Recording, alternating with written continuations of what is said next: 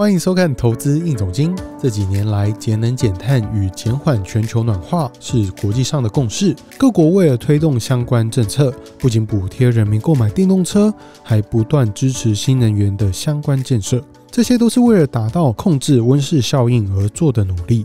在各国转型新能源的背景下，2023年，美国的石油巨头公司却在进行整合哦。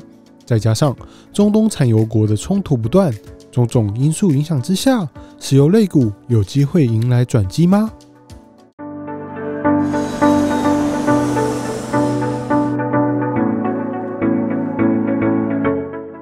今天这一集我们会从石油巨头公司的整并开始讲起，接着我们会聊一下能源转型碰到了哪些困境，再来我们会谈一谈欧美政治版图的变化，最后看一下红海情势所带来的影响。我们先从美国石油公司的整并开始说起哦。2023年10月初，石油巨擘公司埃克森美孚石油以每股253美元买下了先锋自然资源，大约花了将近600亿美元进行收购。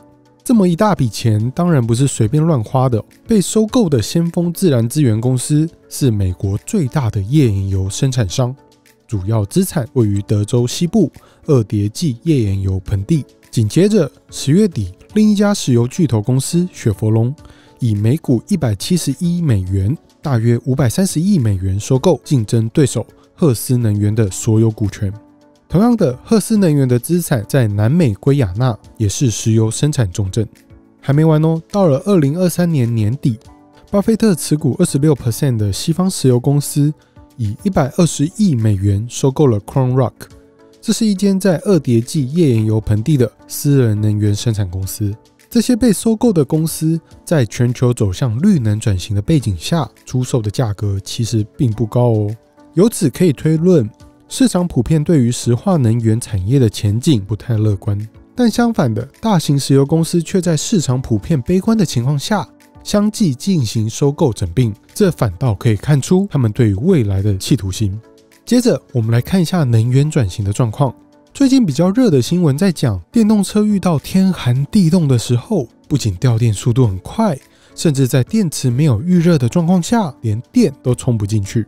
另外还有一些问题，像是万一电动车起火啦，比较不容易被扑灭啊，或是废弃的电池处理成本比想象中还要更高。再加上各国的财政赤字不断升高，让电动车的补贴政策难以继续。种种因素之下，都让消费者在电动车与汽油车抉择时，不得不面对现实的考量。消费端有疑虑，那么制造端呢？电动车厂的就业机会其实比燃油车厂还要少很多哦。而欧美重要的汽车生产国，他们的生产线上的工会组织多半都是中间派与左派政党的支持者，影响力也非常大。换句话说，他们的利益与政党倾向与全球绿能转型的主张是互相冲突的。我们可以回顾一下2023年美国汽车工人联合会，也就是 UAW 进行大罢工。这个工会的成员在美国3大车厂通用、福特、Stellantis 员工的一半。3家车厂生产的汽车占美国 GDP 1.5%， 而 UAW 结束罢工的条件是工人起薪增加 60%， 时薪增加 25% 以上。你可能会想，站在企业经营的角度，压低生产成本，不是才能获取更高的毛利率吗？但这3家车厂为了转型电动车，其实每卖一台车就亏一台哦。在获利衰退的情况下，还要帮员工大幅加薪，恐怕非常困难哦。但令人讶异的是，向来支持能源转型政策的美国总统拜登，竟然亲自到工会支持罢工的需求，赞同应该给员工们加薪。更奇特的是，向来保守且倾向资本主义的共和党总统参选人川普，同样也支持工会的需求。他还更进一步主张废除电动车的补贴，继续推动燃油车的生产。因此我们可以看到2024年美国给电动车的补贴已经大幅下降，电动车的普及化很可能也会因此而放慢脚步。这样一来，我们再往回推论石油的需求，恐怕在短期内应该也不会快速下降。聊完了石油产业的整并以及能源转型的脚步放慢后，在进一步说明之前，如果您喜欢我们的频道，欢迎加入财讯的频道会员。对节目有兴趣的朋友，也欢迎按赞、订阅或分享哦。不知道大家还记不记得上一任美国总统川普的重大政策，就是大幅开采页岩油。这项政策不仅可以压低美国的石油价格，同时也可以逐渐摆脱对中东的依赖，让原本需要在中东地区大量驻军的美军慢慢退出。同时，川普也推动亚伯拉罕协议，让以色列与阿拉伯联合大公国建交，强化了以色列在中东的地位。但是呢，这些在拜登上任以后，却发生了全面的翻转。拜登重视气候与环境议题，限制了页岩油的开采，还停止建造加拿大到美国的输油管。这些举动啊，在俄乌战争爆发后，使得美国石油的产量不足，导致油价上涨，通货膨胀也跟着冲高。至于接下来的事情，我想大家都很熟悉。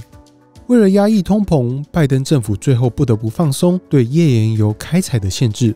不过附带的环保成本却让页岩油生产商只想脱手退出。我们这边不讨论这两任总统的政策谁好谁坏，在地缘政治不断冲突升温的情况下，倒是确立了美国之后能源走向自主的大政策方向。再加上这次美国大选，川普重返白宫主政的可能性很高。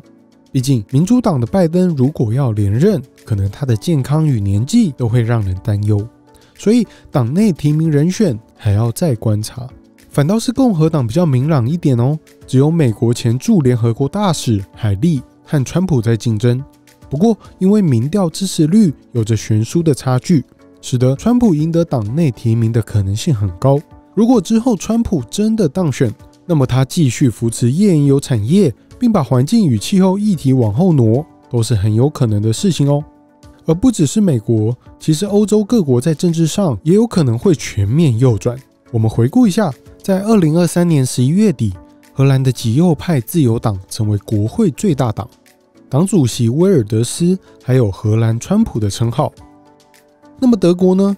另类选择党的民调支持度达到 22%， 只比基民党低，是支持度第二高的政党。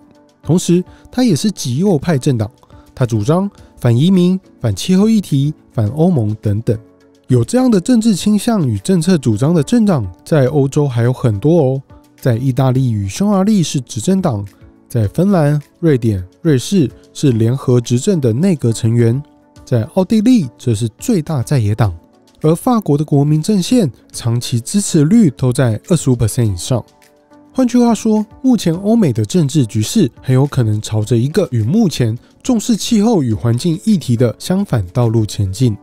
除此之外呢，最近越演越烈的红海情势也不太乐观哦。也门的青年运动叛军持续攻击经过红海的国际商船，这让大多数的商船都改成绕到南非好望角。这个冲突的脉络得顺着武器供应来源与人员训练的资源去追踪，这样一来就会发现背后其实跟伊朗有关。不过目前美国与伊朗都还很克制，反倒是以色列与伊朗的冲突始终是个不确定因素。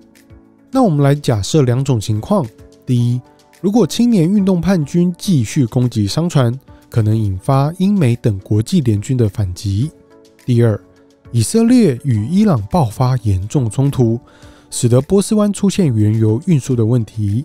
不论哪一种假设，都会让油价往上走。总结来说，石油巨头公司开始整并，能源转型脚步放缓，加上美国走向能源自主，欧美政治版图可能向右转，以及红海等地缘冲突，在这5项变因的影响下，2024年石油类股应该可以大胆看多。财讯粉丝团们，您认为目前的国际形势下，石油类股看多还是看空呢？ A. 看多，在5项变因影响下，易涨难跌。 B. 看空，能源转型步伐不容易改变，长期趋势仍然走跌。 C. 不确定，资讯不够明朗，无法判断。留言告诉我们吧。今天的投资应总经到这边告一段落，喜欢这个节目的观众记得帮我们按赞与分享哦，我们下次见。